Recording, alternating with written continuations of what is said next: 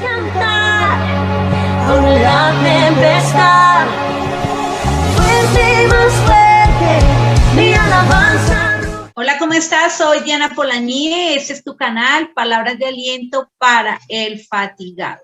Y de verdad que para mí es un gusto estar en este día transmitiendo una vez más un video y también conectados con el programa de radio Para Ti, Mujer. Hoy queriendo tener un tiempo muy especial porque asimismo tengo un invitado muy especial y estoy hablando del capellán y teólogo Miguel Molina. Él es del hermoso país, de la hermosa nación de Argentina, y hoy queremos tratar un tema muy especial, donde tal vez tenemos dudas, donde tal vez que hemos querido opinar, pero es mejor oír la voz de un experto. Así es de que le doy la bienvenida al capellán y teólogo Miguel Molina. Bienvenido. Muy buenos días, Pastora Diana. Una bendición poder compartir con usted este espacio. Y también muy buenos días, saludo a todos los que van a estar compartiendo a través de este canal y recibiendo esta charla que estaremos desarrollando. Bueno, sí, el tema que he querido que tratemos y con usted, pues, experto en este tema, yo lo sé, acerca de la eutanasia. En las naciones están queriendo aprobar o sacando leyes para aprobar la eutanasia. Algunos dan su sí, algunos dan su no. Hay opiniones, bueno, que son, cada uno sustenta su opinión, pero hoy quiero que demos una opinión desde el conocimiento que tiene acerca de la eutanasia. Y bueno, me gustaría primero que le definamos al público ¿qué es en sí? ¿Qué quiere decir la eutanasia? Muy bien. Cuando hablamos de eutanasia es un tema muy complejo, ¿sí? Es un tema muy delicado y realmente hay que encararlo con mucho respeto, ¿sí? Entonces, como antes mencioné, hablar de este tema es un tema muy complejo, es un tema muy delicado, y que forma parte de la historia, porque a lo largo del desarrollo de mi exponencia vamos a ver que el tema de la eutanasia no es algo contemporáneo ni actual, sino que es un tema que se ha dado en el recorrido de toda la historia humana, ¿sí? Entonces, hablar de eutanasia no lo podemos hacer desde un concepto filosófico, o jurídico, o religioso, o desde un lugar, o desde un foco en particular, sino que es tan complejo el tema, es tan delicado, que tenemos que tener como una mirada integral acerca del mismo, como para poder fortalecer el argumento, ¿sí? El argumento de el que puede validar la eutanasia, como aquel que está en contra de la eutanasia. Yo he desarrollado aquí un escrito que después se lo puedo pasar, como para que lo tenga, un documento, y que habla acerca de este tema tan importante que estamos tratando, y puse eutanasia, apología de la vida. O sea, con esto ya estoy centrando mi postura, ¿sí? Que estoy a favor de la vida y que los argumentos que voy a presentar durante el desarrollo de esta charla, de esta conferencia, siempre van a ser en defensa de la vida, por eso lo titulé como apología de la vida, con una frase de inicio que dice: la vida siempre es vida, suficiente razón para siempre ser defendida, ¿sí? Entonces, la vida en toda instancia que nosotros como seres humanos podamos vivir, siempre es vida, y porque la vida es vida, siempre merece ser defendida, ¿sí? Hablando de la eutanasia, sí o sí nos conectamos con una palabra que mucho no nos gusta mencionar, que es un tema, como por así decirlo, tabú, no se quiere hablar, no se quiere mencionar. Cuando hablamos de eutanasia, estamos hablando de muerte, ¿sí? No podemos desconectar, ¿sí?, la muerte de la eutanasia. Y hablando acerca de la muerte, como para hacer un aporte desde mi experiencia personal, mi experiencia más cercana que tuve con la muerte fue, por ejemplo, con la vida de mi mamá, que fue paciente oncológico y hace unos cuantos años ya partió a la presencia del Señor. La verdad que tener esa experiencia con la muerte es una experiencia muy dolorosa, ¿sí? Es una experiencia muy compleja, muy profunda, pero creo que aquellas personas que promedian aproximadamente en la edad que yo tengo, ¿sí? Como siempre digo, 28 años, de alguna manera tuvimos la oportunidad ya de experimentar muy cerca lo que es la muerte. Otra de las experiencias que tuve fue de personas muy importantes para mí que también lucharon con esta enfermedad del cáncer. Algunos, bueno, ya no están y algunos tuvieron la oportunidad y la bendición de haber ganado al cáncer y hoy siguen vivos, con algunos tratamientos, pero están muy bien.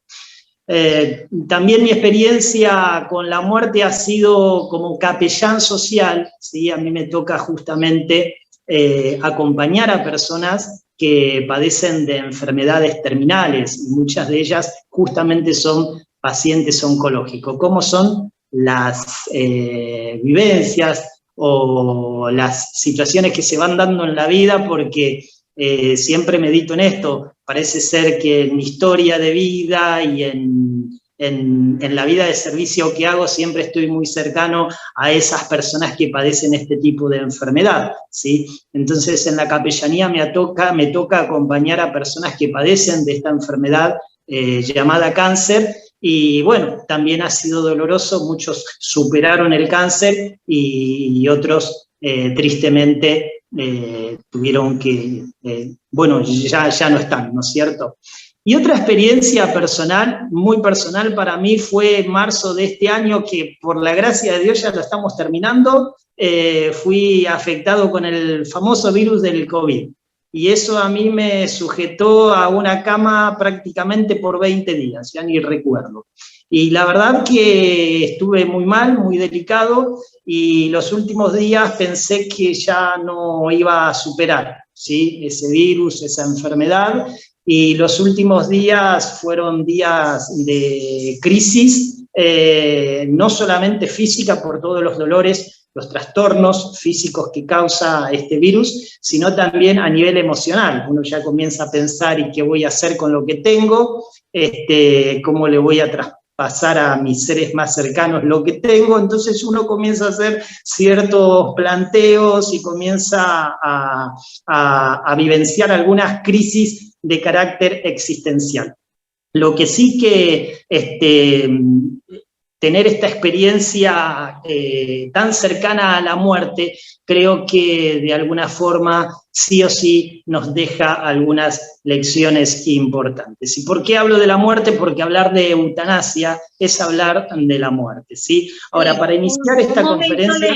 Un momento sí. le interrumpo porque precisamente cuando a mí me llegó la idea de tratar este tema, ¿no? De la eutanasia, dije, tiene que ser alguien que ha estado cercano a gente que sufre, que ha sufrido por enfermedad, que tiene conocimiento pues de causa, no solamente ese conocimiento intelectual, sino que lo ha estado de cerca, viendo a la gente sufrir, viendo a las personas pasar dolor, sufrimiento por enfermedad. Así es de que me parece excelente que nos esté contando estas experiencias, ¿no? Experiencia personal de un ser querido, de la mamá, experiencia de aquellos múltiples personas a las que las ha estado acompañando en este proceso. Y lo que no me sabía era esa experiencia personal de verse, bueno, y si me llega la muerte, y bueno, y si sufro, bueno, y si esto. Entonces, va a tener ese conocimiento de no solo la teoría, sino de estar ahí cerca, de vivirlo en carne propia, y creo que eso le va a dar mucha autoridad a esta charla y nos va a sacar de de pronto de conceptos equivocados, de ignorancia que tenemos. Yo me considero una ignorante en esto. Tengo también mi propia opinión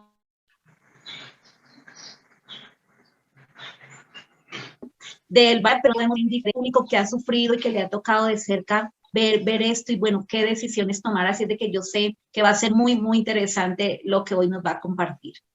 Sí, justamente mencioné mi experiencia personal porque uno de los argumentos que se utilizan a favor de la eutanasia es, claro, lo que ocurre es que vos no lo viviste, vos no lo padecés, vos no lo sufrís, entonces para vos es fácil estar en contra de la eutanasia. Para mí era importante poder mencionar mis experiencias más cercanas con la muerte o con situaciones, sí, muy profundas de crisis que tienen que ver con el término de la vida. Quiero aclarar que no vi ninguna luz del más allá, ni sentí una voz que me llamaba del otro lado, nada de eso, pero sí los efectos, sí, en situaciones como esta son múltiples, tanto a nivel físico, emocional, psicológico, y los trastornos, sí, post-COVID que te van quedando, en mi caso, son muy interesantes, que de hecho hasta hoy, luego de 8 meses, los sigo padeciendo. Pero bien, para avanzar en el tema de la eutanasia, ¿sí? Para iniciar esta conferencia o charla debemos reconocer la eutanasia, ¿sí? Que la eutanasia no es algo contemporáneo o actual, esto lo había mencionado. Existen variados registros donde la misma fue practicada en diferentes etapas históricas o periodos históricos. Podemos mencionar la etapa primitiva, la etapa antigua, el periodo griego, el periodo romano, la etapa medieval, la etapa moderna, que tenemos una experiencia muy importante que es la nazi, y también la etapa a la que hoy nosotros le llamamos posmoderna, que bueno, casos de eutanasia, como ya sabemos, se ha legalizado en varios países del mundo. ¿Por qué es importante mencionar esto? Porque tenemos que tener estos datos, ¿sí? Y saber que no estamos hablando de algo nuevo, sino que es de algo histórico, ¿sí? Que se ha desarrollado en el mundo entero. Ahora, frente a este tema, lo primero que nosotros nos debemos plantear es que la eutanasia es un fenómeno de carácter universal. ¿Y por qué decimos que la eutanasia es un fenómeno de carácter universal? Porque justamente cuando hablamos de la eutanasia estamos hablando de la muerte, como antes lo habíamos mencionado. Y cuando hablamos de la muerte, cuando hablamos de la eutanasia, la razón es suficiente para que a este tema lo aborden diferentes ciencias, ¿sí?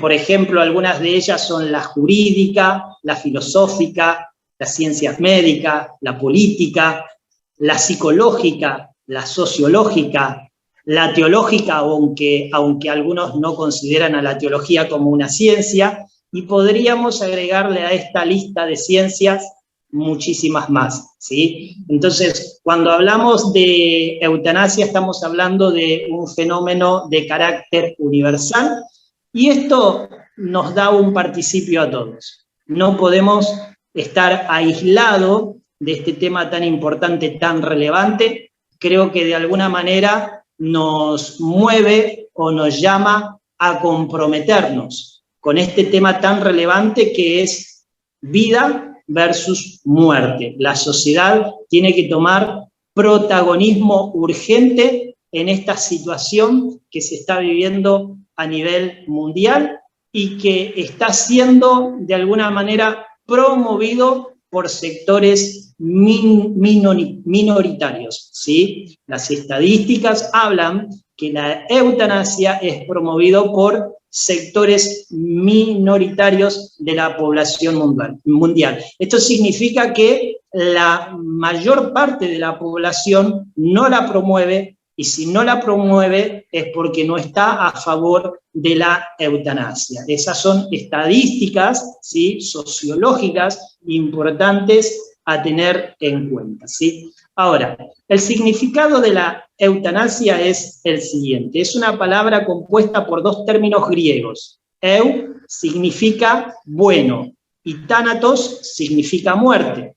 Básicamente, eutanasia significa buena muerte o muerte buena, ¿sí? Entonces, este es el significado de la palabra eutanasia, buena muerte o muerte buena. Ahora bien, es importante distinguir que la palabra eutanasia es un término eufemístico. ¿Y qué quiero decir con que es un término eufemístico? Es importante recordar que un eufemismo es una expresión utilizada para sustituir una palabra que socialmente se considera ofensiva o de mal gusto, ¿sí? Podríamos utilizar como ejemplo la palabra aborto, ¿sí? Cuando hablamos del aborto, el significado, fíjese, es el siguiente, es interrupción voluntaria o involuntaria del embarazo, antes que el embrión o el feto estén en condiciones de vivir fuera del vientre materno, ¿sí? Ahora, si la interrupción del embarazo no es voluntaria, podría ser aceptado como aborto, según esta definición. Porque una mujer por causa de un accidente puede llegar a perder el bebé que está dentro de su vientre. Entonces, se puede considerar como un aborto. Ahora, mire qué importante que es la terminología y cómo de alguna manera, ¿sí?, son tan sutiles y nos van llevando a una trampa, ¿sí?, o a lo que se considera como una pendiente resbaladiza, ¿sí?, como algunos argumentos filosóficos, ¿sí?, van trabajando en nuestra sociedad para generar una cultura de genocidio. Es interesante. Decía yo que si el embarazo no es voluntario, ¿sí?, entonces puede ser aceptado como aborto. El aborto, ¿sí? No es voluntario, puede ser aceptado como aborto. Ahora, si la interrupción del embarazo sí es voluntaria, no puede ser aceptado como aborto.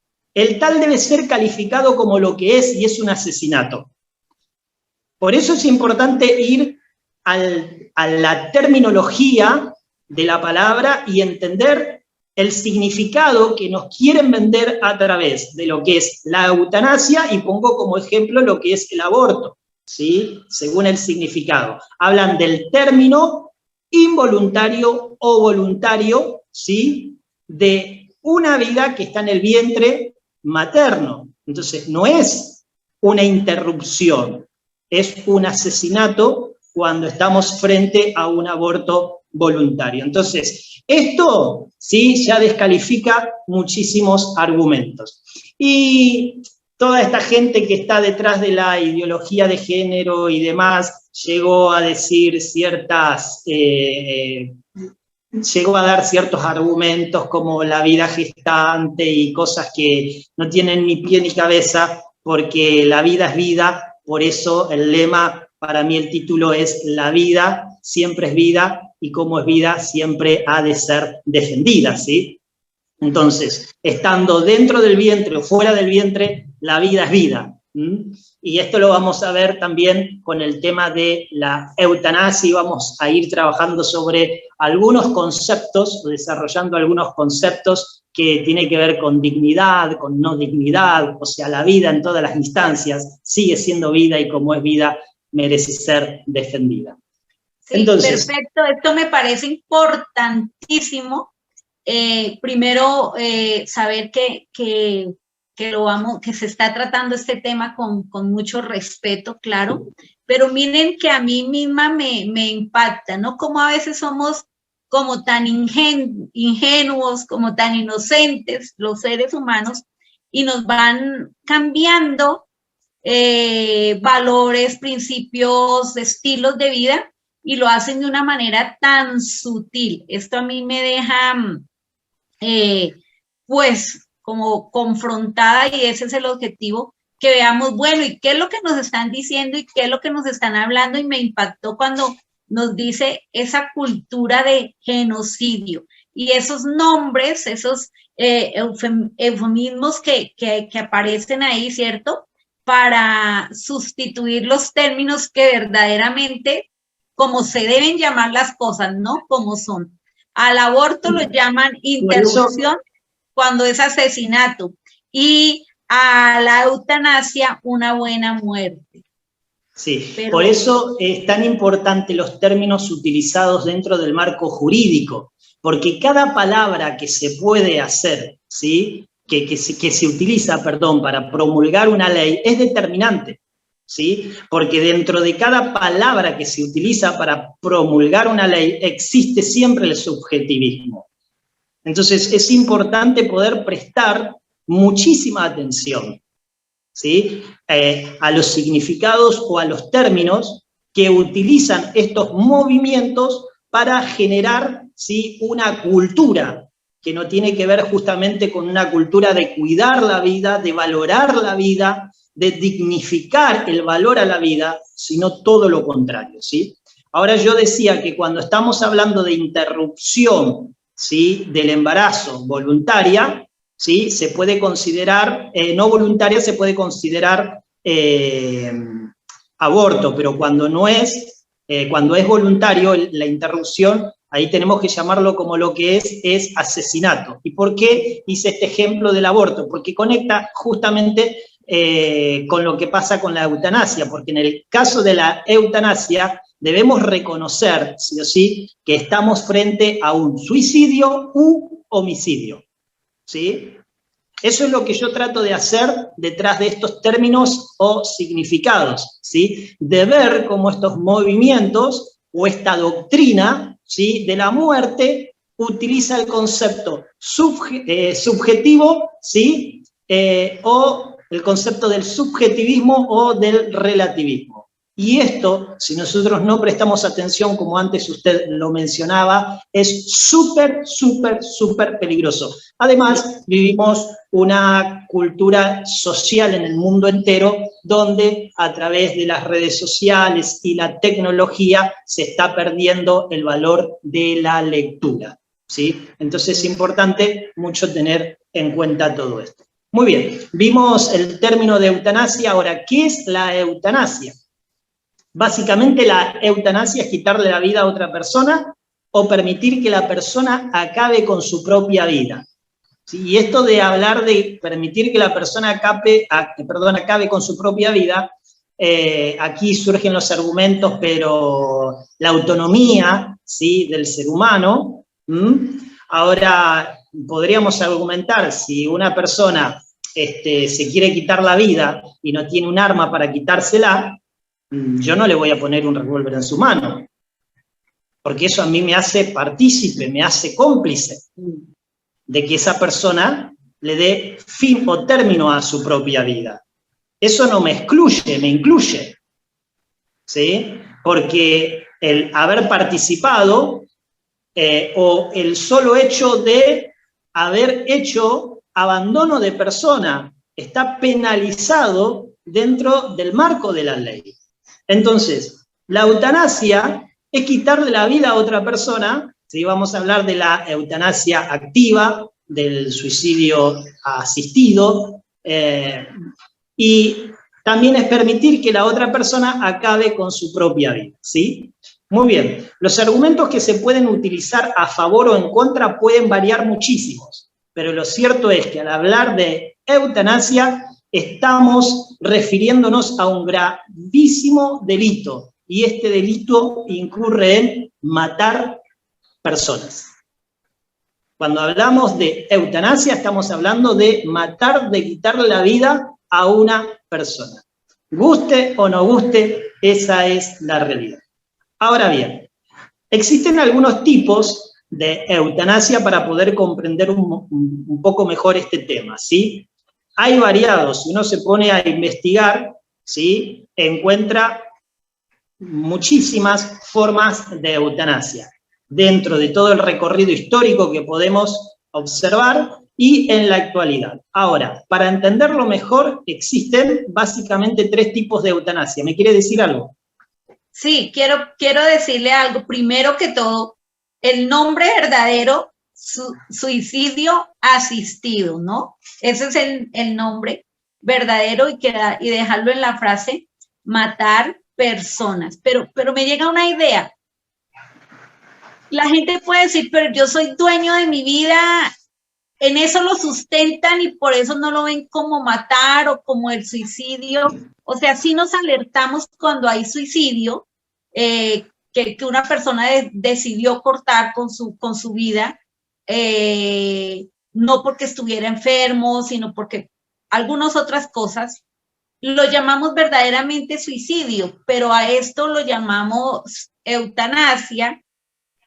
Bueno, para disimular en sí lo que es, percibo yo así, lo pongo así sencillo, pero podríamos decir el que se suicida parece alarmante porque aunque podría decirse que es dueño de la vida, no se ve correcto.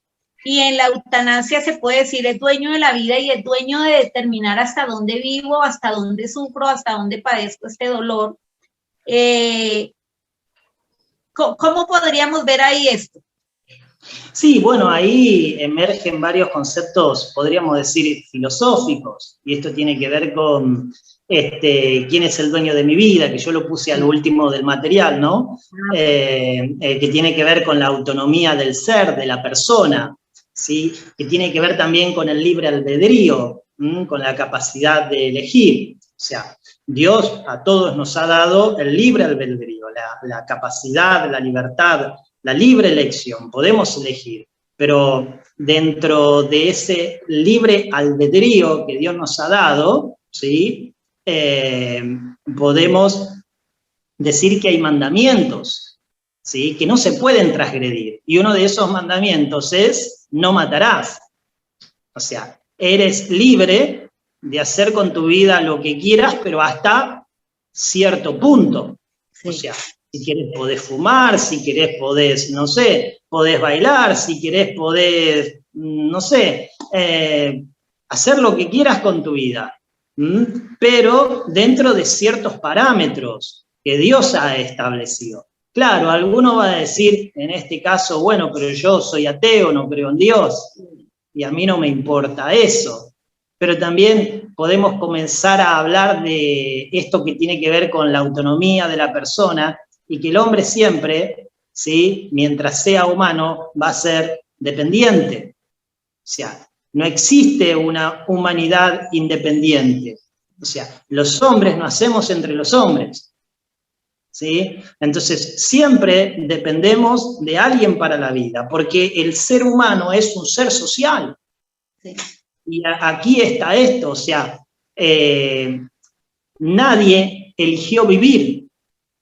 O sea, nosotros vivimos por milagro, y así como hay un ser supremo, para algunos sea Dios, para otros sea Mahoma, para otros sea quien sea, ¿sí? Hubo un ser supremo que nos dio la existencia. Sí. Y ese ser supremo es el que determina cuándo debe de acabar nuestros días. Entonces, creas o no creas en Dios, porque el ateísmo no cree en Dios, pero de repente cree en otras cosas, como el Big Bang y el evolucionismo y tantas otras teorías que hay por ahí en el mundo dando vuelta. Ahora, como decía antes, la autonomía o la dependencia, nosotros somos personas dependientes. De hecho, para venir a este mundo, dependemos de que alguien haga el acto procreativo. O sea, nosotros sabemos de que somos creación de Dios, pero Dios ha permitido que dos seres, ¿sí? Por amor, ¿sí? Puedan hacer este acto procreativo. O sea, significa que yo le pertenezco a otro. Y de hecho, yo me prolongo en otros cuando puedo dar hijos. O sea que hay una dependencia desde que nos iniciamos, desde que nacemos, hasta que morimos. Entonces, es importante poder entender ese concepto, ¿sí? El concepto de la autonomía personal, el concepto de a quién le pertenece mi vida, porque en realidad no nos pertenecemos. Respondemos siempre, ¿sí? A un ser supremo. Ahora, volviendo al tema de la eutanasia, para aclarar un poquito más el tema acerca del mismo, cuando hablamos de eutanasia, lo que yo quiero revisar es que existen básicamente 3 tipos de eutanasia, ¿sí? El primero es cuando es llevada a cabo por la misma persona, lo cual es suicidio, ¿sí? En este caso, la persona puede terminar con su vida haciendo, podríamos decir, una huelga de hambre, una dieta, un no comer obligatorio, ¿sí? Entonces, esto puede entenderse como un suicidio, cuando la persona, ¿sí?, acaba con su propia vida. El segundo tipo de eutanasia es cuando recibe la colaboración de otra persona, lo cual en este caso sería suicidio asistido. Este es el segundo tipo más conocido de eutanasia, ¿sí? Lo cual en algunos países está dentro de lo legal, ¿sí? Entonces, cuando es llevado a cabo por la propia persona, lo hace sola, puede hacer una huelga de hambre, puede tomar cierta cantidad de fármacos y, bueno, y terminar con su propia vida. Cuando es asistido, entra otra persona en acción. En este caso, hay países que han legalizado el suicidio asistido, ¿sí?, dentro del marco de lo que es la eutanasia, y es ahí donde el médico o un tercero le puede proveer de los fármacos necesarios para acabar con su vida.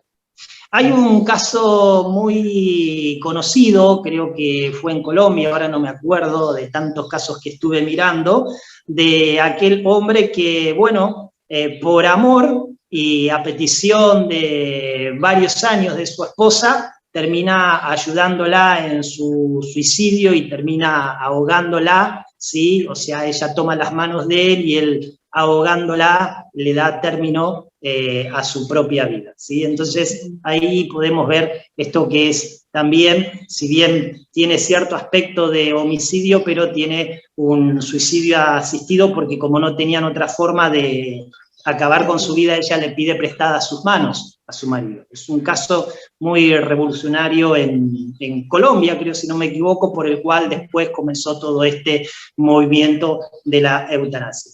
Y bueno, el tercer tipo de eutanasia es la clínica, ¿sí?, no médica, porque aquí hay un concepto importante, ¿sí?, que debemos de entender. El tercer tipo es la eutanasia clínica, que no debería de llamarse eutanasia médica, aunque algunos sí lo llaman eutanasia médica. ¿Por qué es importante decir eutanasia clínica? Sí, por el juramento hipocrático, porque los médicos hacen un juramento, ¿sí?, de salvar vidas, de cuidar la vida y de preservarla hasta el término de la misma. Entonces, por eso la eutanasia no es médica, ¿sí?, porque la medicina no tiene el propósito de quitar la vida, de terminarla, de matarla, sino de cuidarla y de preservarla hasta el último segundo de la misma. Entonces, el tercer tipo de eutanasia es la eutanasia clínica, ¿sí? Ahora, dentro de la eutanasia clínica existen 2, que es la pasiva y es la activa, que es importante poderla distinguir. La pasiva es cuando el médico, en este caso, ¿sí?, a voluntad del paciente o de un tercero de los familiares, desconecta la máquina, o sea, el respirador, ¿sí? Y la activa es cuando el médico, en este caso, a voluntad del paciente, ¿sí?, o de un testamento, que esto lo vamos a ver, le inyecta un fármaco intravenoso, ¿sí? Entonces, esta sería la eutanasia activa. Espero que haya quedado claro eso, como para que después... ¿Por qué es importante distinguir estos tipos de eutanasia? Porque si no los distinguimos, en la medida que vamos desarrollando el tema, se van mezclando algunos conceptos, no los podemos identificar bien y nos confundimos un poquito, ¿sí? Pero al tener bien identificado estos tipos de eutanasia, podemos tener más claridad al respecto. Muy bien. Ahora, ¿cómo se puede acceder? Y acá comienza lo interesante de todo esto. ¿Cómo se puede acceder legítimamente a la eutanasia? ¿Sí? Miren qué fácil que es en los países donde ha sido legitimizado, ¿sí? Se le ha dado legitimidad a la eutanasia. Primero es llenar un formulario de voluntad anticipada, ¿sí? O algunos lo llaman testamento de vida, ¿sí? Solamente ante el personal de salud. O sea que en este caso no interfiere ningún jurista, ¿sí? O sea, es llenar un formulario de voluntad o testamento de vida ante un personal de salud. Hacerlo firmar ante 2 testigos, nombrar un representante que lo corresponda en el caso de que si al pasar los años, por causa de enfermedad o lo que sea, no me puedo valer por mis propios medios o no soy consciente, entonces un representante va a corresponder, ¿sí? a esa voluntad anticipada o testamento de vida que yo he firmado. Se debe identificar se debe hacer una identificación oficial vigente de solicitante y de aquellos que lo representan, ¿sí? De aquellos testigos que dan fe de que es la petición voluntaria de la persona. Y se valida simplemente con una nota clínica. Ahora, después de entender esto, nos damos cuenta que estamos frente a un gran peligro, ¿sí? ¿Sí? Y el gran peligro que nos presenta al querer legitimar la eutanasia es que no presenta un mecanismo de control eficiente. O sea, si el mecanismo de control eficiente es simplemente lo que antes hemos enunciado, o sea, es un mecanismo ineficiente, irregular y que se presta a muchísimas formas, ¿sí? Que pueden causar gravísimos daños y que por sobre todo tiene que ver con la vida y que puede ser un daño que es de carácter irreversible, ¿sí? Porque imagínese si una persona a la edad de los 15 años, en la etapa del desarrollo de la adolescencia, por alguna situación de crisis existencial o emocional, porque se peleó con su novio o su novia y siente que no vale nada, entonces dice, bueno, yo voy a hacer un testamento de vida, una voluntad anticipada. Han pasado los años y en la medida que uno va desarrollándose, va evolucionando, también va cambiando en su manera de pensar, porque la vida nos da oportunidades y aún aquellas que son difíciles de afrontar nos dejan grandes lecciones y nos ayudan a crecer, a formar nuestro carácter, ¿sí? A fundamentarnos en valores y en principios, los cuales nos hacen personas dignas para la vida. Entonces, imagínense, ¿sí? El hueco, ¿sí? O la puerta que nosotros dejamos abierto ante una eutanasia que no tiene un control eficiente o un mecanismo que lo pueda regular. Porque aquí lo que se está poniendo como autoridad son las autoridades clínicas. Sí. Y no estamos hablando de un jurista, esto es gravísimo. O sea, no existen los procesos adecuados para pedir legalmente en ciertos países la eutanasia. Entonces, nosotros en situaciones como estas, ¿sí? ¿Qué es lo que puede pasar cuando se pierde una vida por mecanismos como estos que son ineficientes? Nos sucede lo siguiente, nos encontramos con lo siguiente, que los procesos son garantistas para el médico y no en este caso para el paciente. ¿Sí? O sea, los procesos son garantistas para el médico, pero en este caso no para el paciente.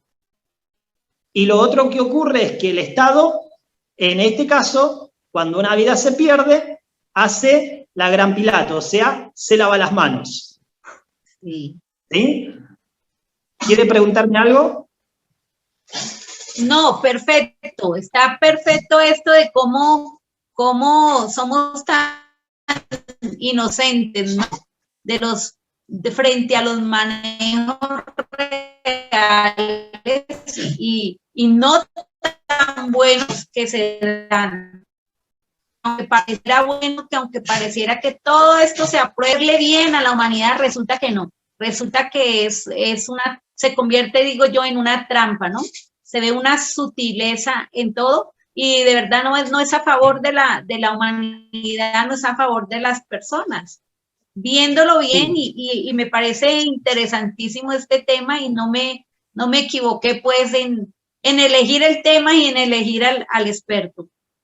Fíjese acerca de lo que estamos diciendo, de lo ineficiente que son estos procesos o estos mecanismos para legalizarle a un paciente la eutanasia, ¿sí? Para que sea legítima para él. Fíjese lo opuesto. ¿Cómo es tan simplista el proceso, ¿sí? O el mecanismo de ley para que un paciente con enfermedad terminal o irreversible, porque hay enfermedades que no son terminales, pero sí irreversibles, pueda acceder a la eutanasia? Son mecanismos muy simples, que no protegen en este caso al que está sufriendo. Ahora, ¿cómo hacen un mecanismo tan simple, tan fácil, para que una persona que está sufriendo, ¿sí?, por distintas situaciones de la vida y pueda acceder a la eutanasia, o sea, pueda quitarse la vida, y cómo hasta hoy en día, en gran parte de la población mundial, los gobiernos no aceptan de manera tan simple la condena perpetua, o sea, la pena de muerte? Sí. Ojo con esto, no estoy diciendo que estoy de acuerdo con la pena de muerte, pero ¿cómo puede ser de que sea tan fácil para una persona que toda la vida luchó como persona, luchó como familia, luchó como ciudadano, ¿sí?, que es una persona referente para la sociedad, que aportó al gobierno, ¿sí?, que es una persona que tiene riqueza de vida? ¿Cómo puede ser que los gobiernos de manera tan fácil permitan que esa vida se termine, pero para un hombre que mató, que es un criminal, que violó, nadie no se pone de acuerdo, ¿sí?, para la pena de muerte? ¿Será que las altas castas, las clases políticas, ¿sí?, aquellos que ocupan lugares donde ejecutan las leyes, no les conviene? Y ahora esto lo vamos a ver y lo vamos a replantear con el tema de los cuidados paliativos, porque está comprobado, las estadísticas dicen que los cuidados paliativos, solamente los cuidados paliativos de calidad, no primeros auxilios, llegan solamente a un 20% de la población. O sea que los que pueden acceder a cuidados paliativos son personas que tienen una buena inserción social. Sí. O sea, que las personas del común no pueden acceder a cuidados paliativos de calidad. Entonces siempre vemos, ¿sí?, que los privilegios recaen en manos de unos pocos, en un grupo minorista. ¿Sí? Ahora, para avanzar un poquito más, países donde la eutanasia se ha legalizado, podemos ver que Holanda fue el primer país europeo que legalizó la eutanasia y fue en el año 2002. También Bélgica, Luxemburgo, Canadá, España. Nueva Zelanda. Aquí la ley entró justamente en vigor en noviembre de este año. O sea, este año la ley entró en vigor en Nueva Zelanda. En Colombia, si bien fue despenalizada la eutanasia en el año 1997, recién se convirtió en ley en el año 2015. ¿Sí? Suiza ha legalizado el suicidio asistido. Recordemos que existen 3 tipos de eutanasia. Bueno, en este caso Suiza solamente ha legalizado el suicidio asistido. Y bueno, algunos estados de Norteamérica, como por ejemplo Oregon, ha legalizado la eutanasia en el año 1994. ¿Sí? Muy bien. Ahora, después de todo esto, debemos de pensar, ¿cuál es la motivación principal que plantea la eutanasia? ¿Sí? ¿Cuál es la motivación principal, ¿sí?, que tiene o que conlleva en sí mismo la eutanasia? Y la motivación que ellos plantean que esta doctrina eutanásica plantea es terminar con el sufrimiento. Y aquí tenemos que también hacer otra observación, ¿sí?, de este concepto, ¿sí?, porque la motivación de la eutanasia es terminar con el sufrimiento. El problema es que el sufrimiento es algo subjetivo, ¿sí? Y atendamos a eso, porque no estamos hablando con el término del dolor físico. Estamos hablando del término del sufrimiento, y siempre el sufrimiento es subjetivo. Por ejemplo, una mujer que da a luz un bebé, ¿sí?, le duele, pero no está sufriendo. ¿Sí? Yo tuve una experiencia de que tuve por un accidente varios cortes en mi cara, en mi rostro, cantidad de cortes tuve y gracias a Dios se fueron yendo al pasar el tiempo y con algunos tratamientos, y me dolió muchísimo, pero no estuve sufriendo. Esa es lo subjetivo, ¿no?, de hablar del sufrimiento. Ahora, hay personas que atraviesan por ciertos dolores, pero no sufren, como antes lo estaba mencionando.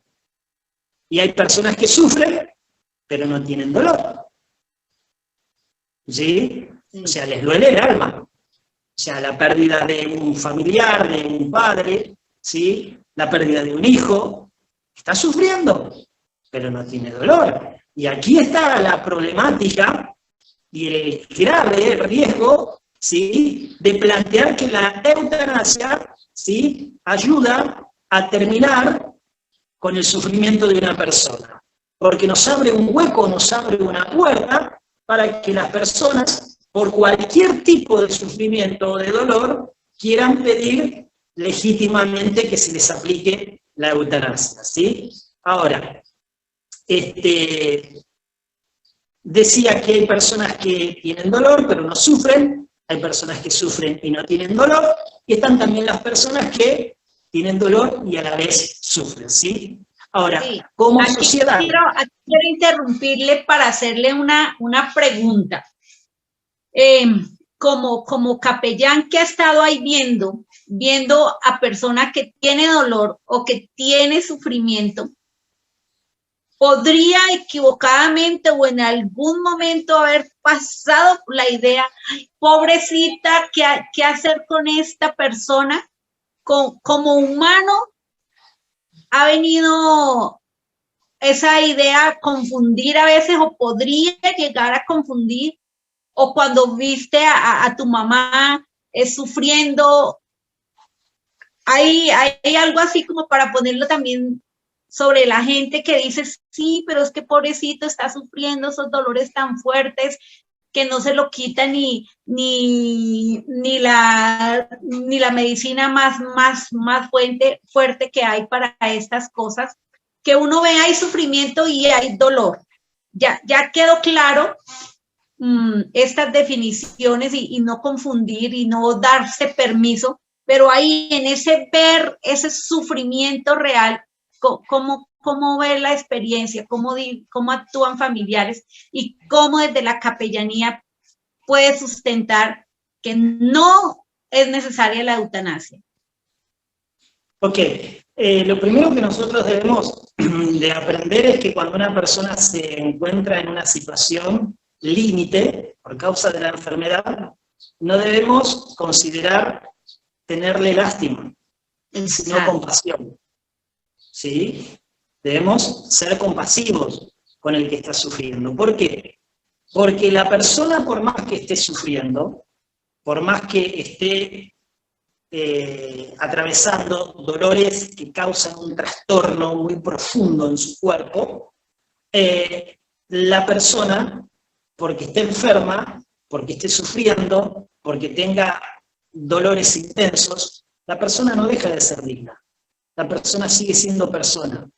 Y porque debemos entender, y justamente es el gran problema, y aquí yo no me quiero desviar del tema, pero siempre me toca como educador bíblico, ¿no? Y vivimos en una crisis teológica a nivel comunidad cristiana, porque aquí hay algo que nos hace muy mal y es la cultura hedonista que se ha infiltrado dentro de nuestras enseñanzas y predicaciones ¿sí? Sí. Entre comillas bíblicas.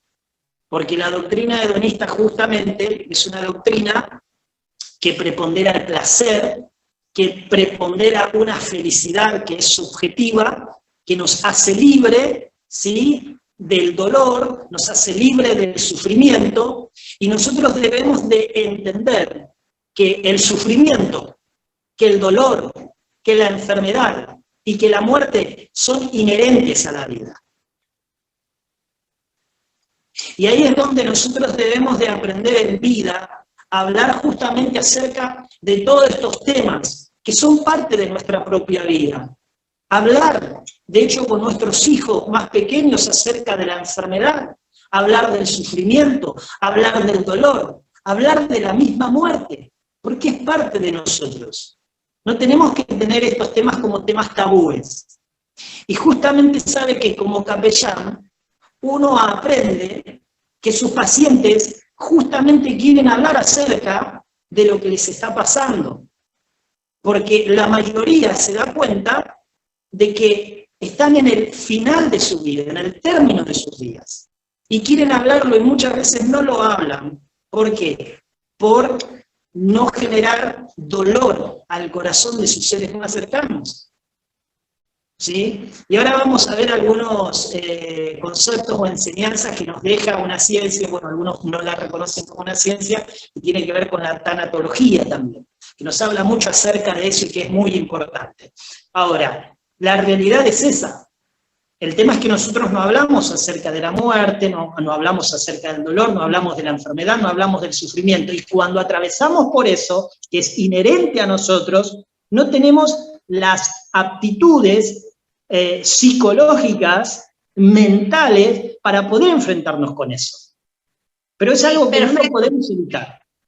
Sí, precisamente esto fue lo que me motivó a tratar este tema, porque pareciera que deberíamos apoyar desde la lástima a aquellos que toman esa decisión, ¿no? Y como que se crea una ambivalencia y bueno, y aquí como, y eso fue lo que me llevó a hacer esto, porque me parece clavísimo y muy clave aquí, que no lo olvide el público, los que oyen y los que ven, que tristemente estamos en una cultura hedonista, como bien nos lo decía Sí. el Por pastor, eso, de nosotros en nuestros púlpitos, felicidad y de no sufrimiento, entonces no sufra más.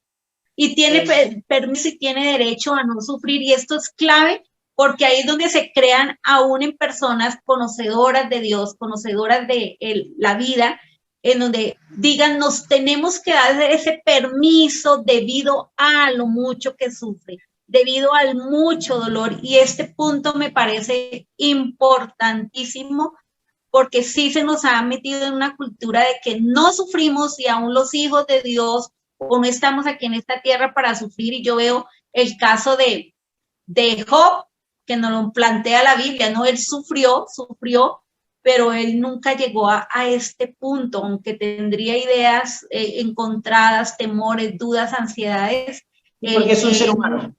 Exacto. Y retomar esa frase antes de darle el paso otra vez. La vida siempre es vida y siempre debe ser defendida. Así es. Y no Fíjese, atacada desde el ámbito, pero pobrecitos. sí, fíjese que el Evangelio no niega el dolor, no niega el sufrimiento, no niega la muerte, no niega la enfermedad. Jesús nunca lo negó.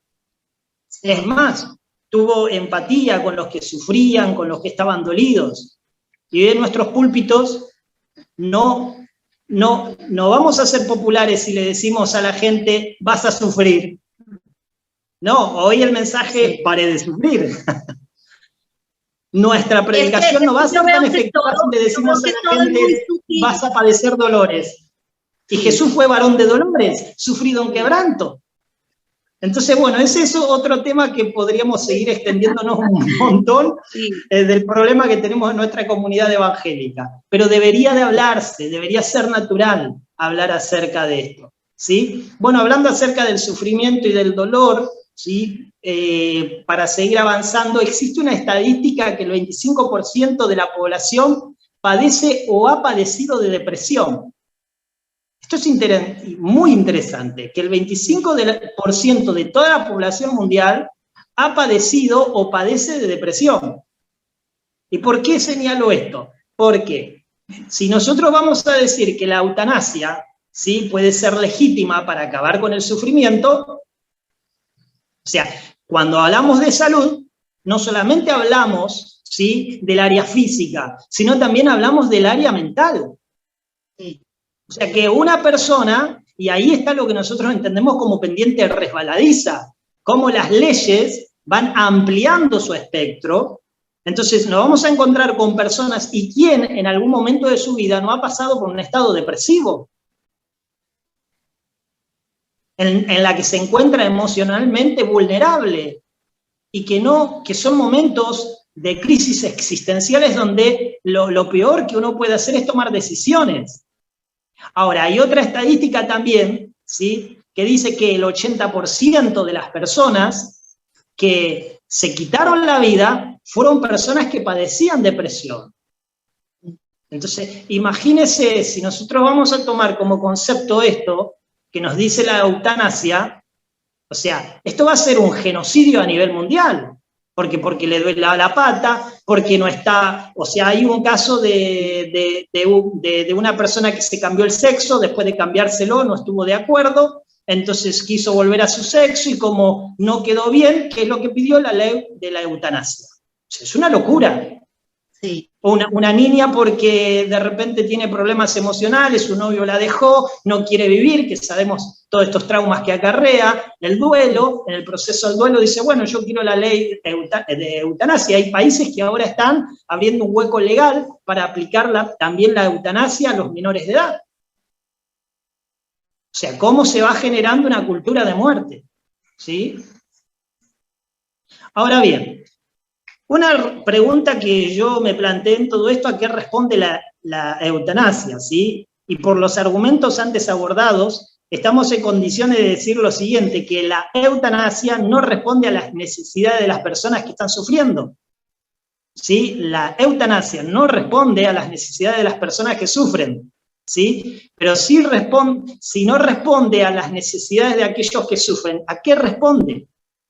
¿A una agenda política y económica? ¿A un sector minoritario que tiene concentrado el poder?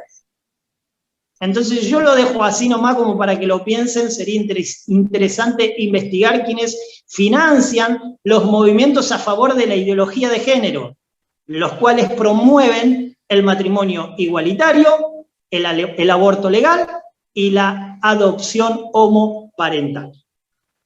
¿Sí? Y esto tiene que ver con una reducción de la población. Nos guste o no nos guste, no hay que ser tan inteligente para poder aceptar esta verdad que está concentrada en un grupo minoritario de la sociedad. ¿Bien? Muy bien. Ahora,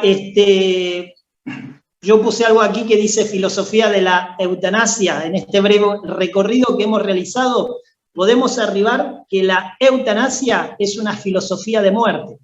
Su objetivo es introducir en el mundo una cultura de eugenesia, donde el suicidio, el homicidio, el asesinato sean naturalizados en una sociedad que se proclama progresista, de lo cual está muy lejos de serlo, ¿sí?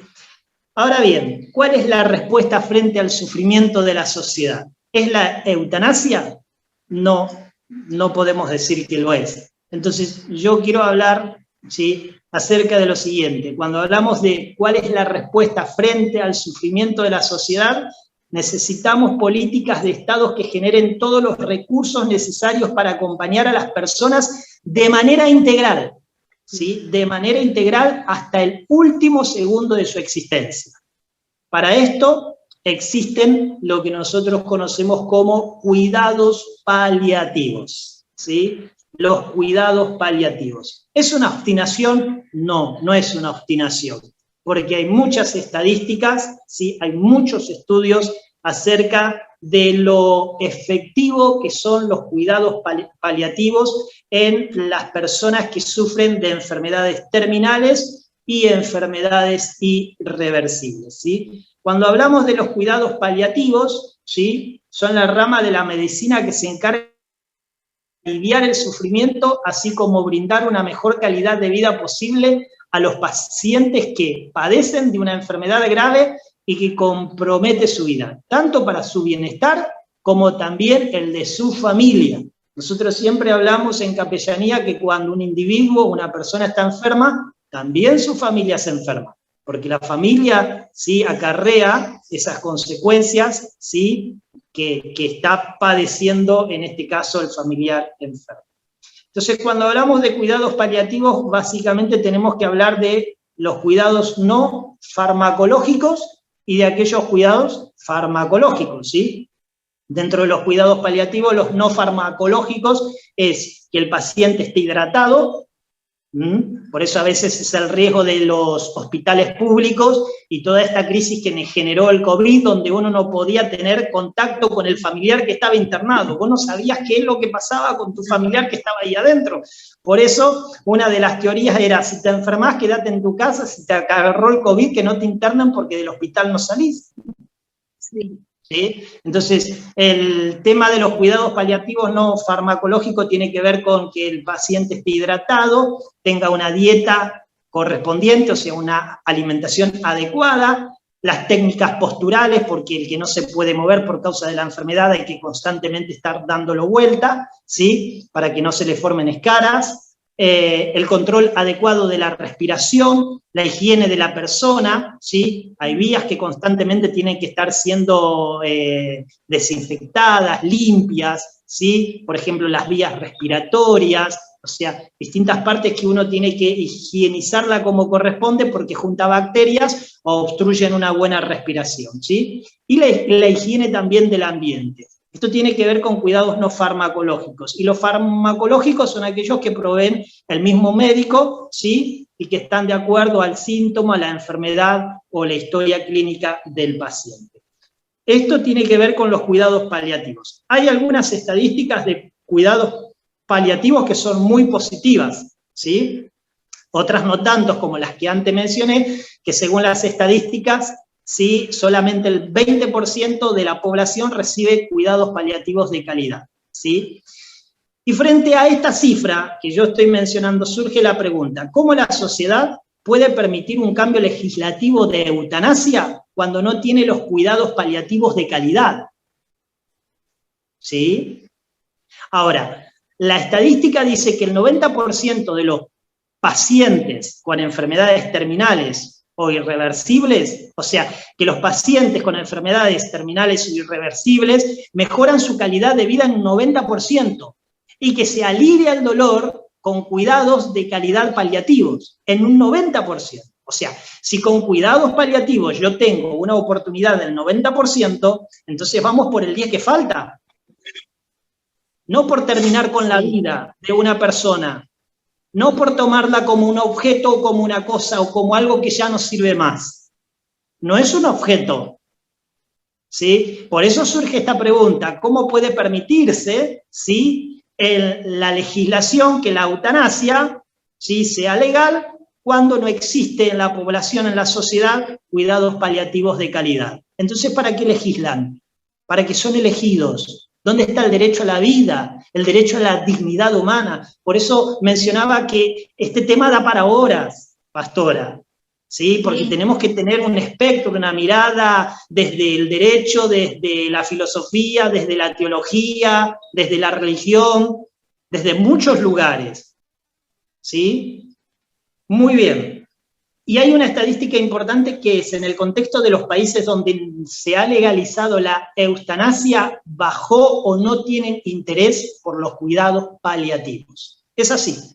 Donde hay eutanasia, los cuidados paliativos dejan, ¿sí?, prácticamente de existir. Ahora, para ir terminando, algunos resultados positivos de los cuidados paliativos. Cuando la persona dice, se descubrió que cuando la persona dice, quiero morir, lo que realmente quiere decir es que está queriendo acabar con la situación y no con su vida. Ajá. Eso es interesante. Cuando alguien dice, me quiero morir, quiere acabar con la situación, con su dolor propio y el dolor que le está generando a sus seres más cercanos.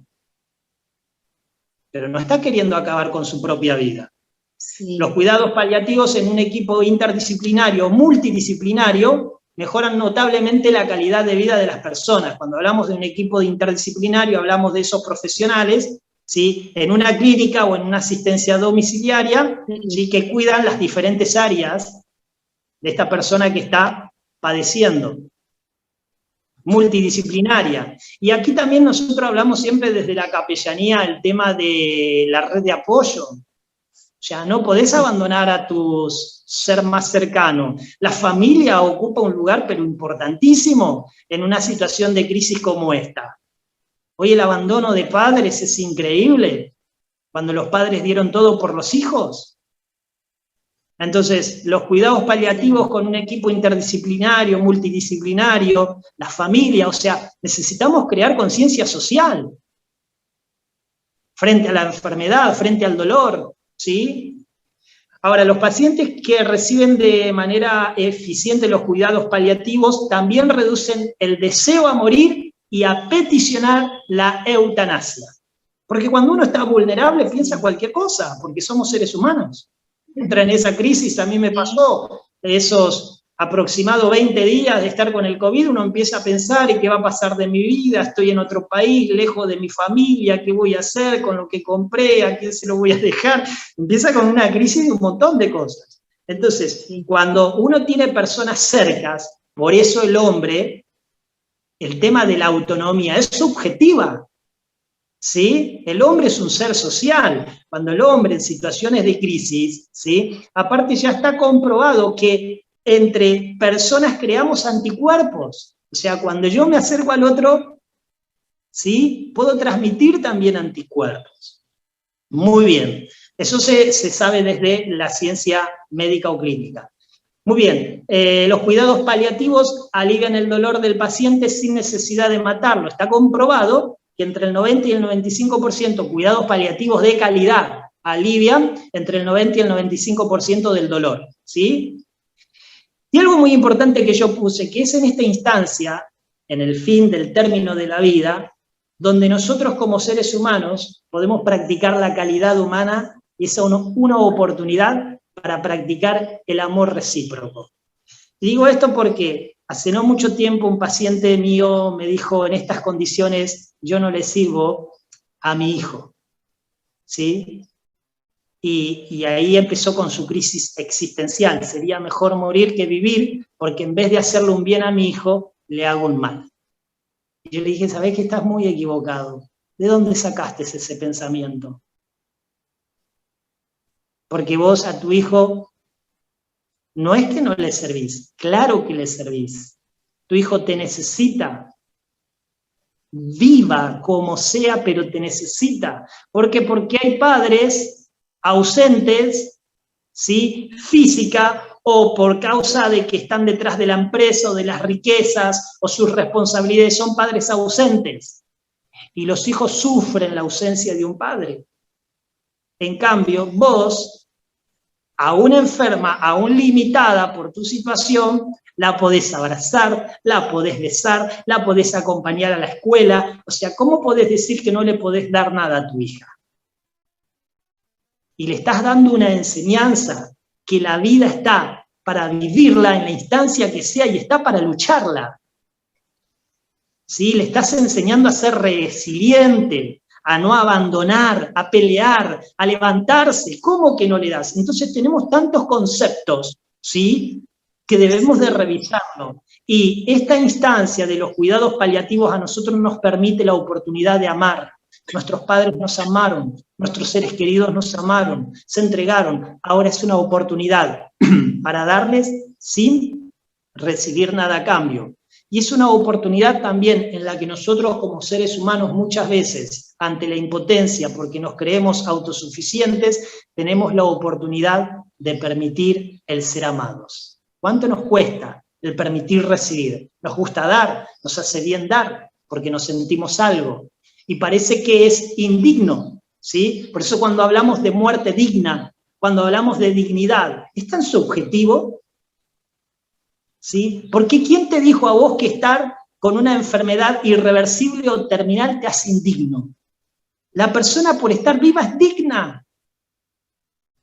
¿Sí? Entonces, esta es una gran oportunidad en la que nosotros tenemos también de recibir la dignidad de ser amados, de ser ayudados, de ser acompañados hasta el último segundo de la vida. Y uno de los traumas que más sufre, ¿sí?, una persona en el término de su vida es morir solo. Lo mejor que le puede pasar a una persona que tiene una enfermedad irreversible o que tiene una enfermedad terminal es morir acompañado. No le tengamos miedo a la muerte, porque tarde o temprano con la muerte nos tendremos que enfrentar. ¿Sí? Muy bien. La realidad de la muerte es parte de la vida, no podemos negarla, pero sí aceptarla. La muerte nos acerca a nosotros, a Dios y a nuestro prójimo. ¿Sí? La muerte nos acerca a nosotros, es un tiempo donde comenzamos a pensar, ¿sí?, a tener una mirada retrospectiva y nos comenzamos a plantear un montón de cosas, nos perdonamos, nos reconciliamos, nos aceptamos, ¿sí? Y es un momento donde nosotros entendemos nuestra finitud, somos conscientes de nuestras limitaciones, y es ahí donde buscamos a ese ser más supremo para nosotros, a Dios, ¿sí? Y es un tiempo también donde buscamos reconciliarnos, estar en paz con nuestro prójimo más cercano.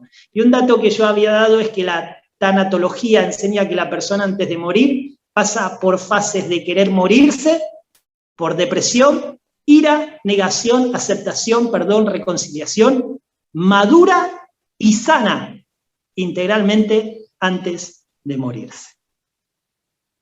Por todo esto que vengo diciendo, ¿sí?, mi apología es a favor de la vida. No estoy acá a favor de la eutanasia, ¿sí? Muy bien, hay más para hablar, pero creo que ya es suficiente.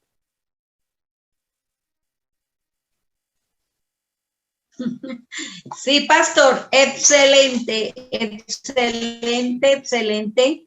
Este tema, cuánta sabiduría, cuánto concluir, pero vuelvo a insistir en esa sutileza con lo que nos están metiendo, no solo conceptos, sino ideologías, cambios de vida, y quieren ponérnoslo con el sentido de bondad, y la bondad está y fue insistente en esto, el teólogo y capellán Miguel Molina, en por qué no invertir, por qué no trabajar más en cuidados paliativos y no en aceptar la eutanasia y en promoverla. Buenísima pregunta. Veo que el pueblo en general, la humanidad en general, es muy ingenua, y yo dentro de esos, esa ingenuidad, ¿no?, con la que nos pueden disfrazar y meter cosas que no son desde ninguna perspectiva, ¿cierto? Me maravilla esto que nos acaba de decir. ¿Por qué no aprovechar esos tiempos de sufrimiento, de dolor, de enfermedad, para dar amor, para estar ayudando ahí, para estar amando a los que no nos han amado, y aún para dar una oportunidad de amar a otros? Son muchas cosas interesantísimas que quedan en mi mente, en mi corazón, el trabajar en red de apoyos. Pero también me quedo con algo una frase, ¿no? El pueblo perece porque le falta conocimiento, y debemos capacitarnos, debemos leer, debemos tener estos espacios con los que manejan, con los que conocen el tema. Y de verdad que hoy yo me he sentido bendecida con toda esta conferencia.